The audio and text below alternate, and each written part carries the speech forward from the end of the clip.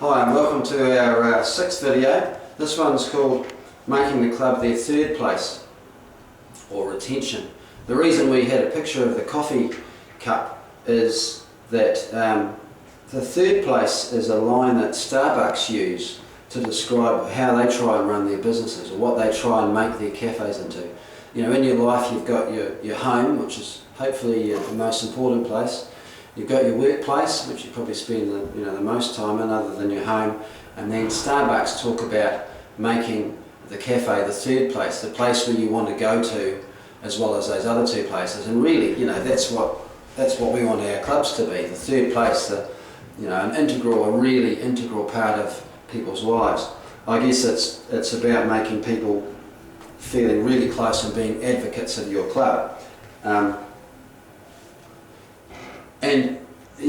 I guess it's a lot about branding, and it's a question of how to do all those little branding things, the bumper stickers and all the warm fuzzy stuff, the sausage and sizzle type stuff, the sausage is the club, but the sizzle's all the things that you do to make those people feel really welcome and part of your club.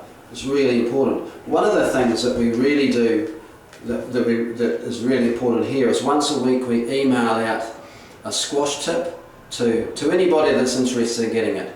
It'll be our regular squash goers, it'll be our people that buy stuff off us off our fantastic squash shop, and anybody else, other people, and you can sign up online for that to get our squash tips. And that's just a way of getting in people's faces once a week, reminding them about Club Kelburn once a week by an email. So we send out a squash tip, and also in there we always have a little sales type thing for the shop with whatever deal that we've got going on. So in a normal squash type club you'd have, and there's clubs that do this quite well, you'd have the news about the club, upcoming events and whatever else you want to talk about. And I think you get somebody that's a journalist type person in your club that's really good at that sort of stuff, and it's reasonably short, to the point, really great way of keeping in contact with your club members.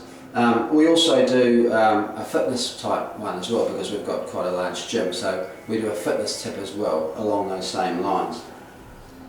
Also, when somebody joins, be a really good idea to have somebody, and this might be their only job that they do in the club, ring them 3 weeks after they've joined. How's it going? How did you find your club day? Have you signed up for the leagues? Whatever. Just a physical phone call to talk to them and ask them how they're going. I'd suggest another one after a couple of months, another one at 6 months, and then one at 11 months to see how they're going. Do they want to play interclub next year, or whatever else? And then script those phone calls and have it on some sort of a system. Some sort of a system, so that it gets done regularly, and you're really getting in contact with them.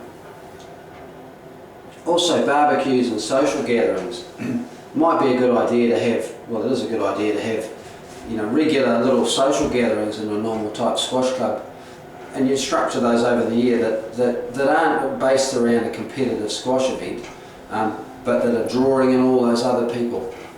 And that's a chance for them to bring their friends and family along as well, and get more people into your club. So, that's just a few ideas, but that third place, I think, is such an integral part of what we want clubs to become. And it's really about making advocates out of members.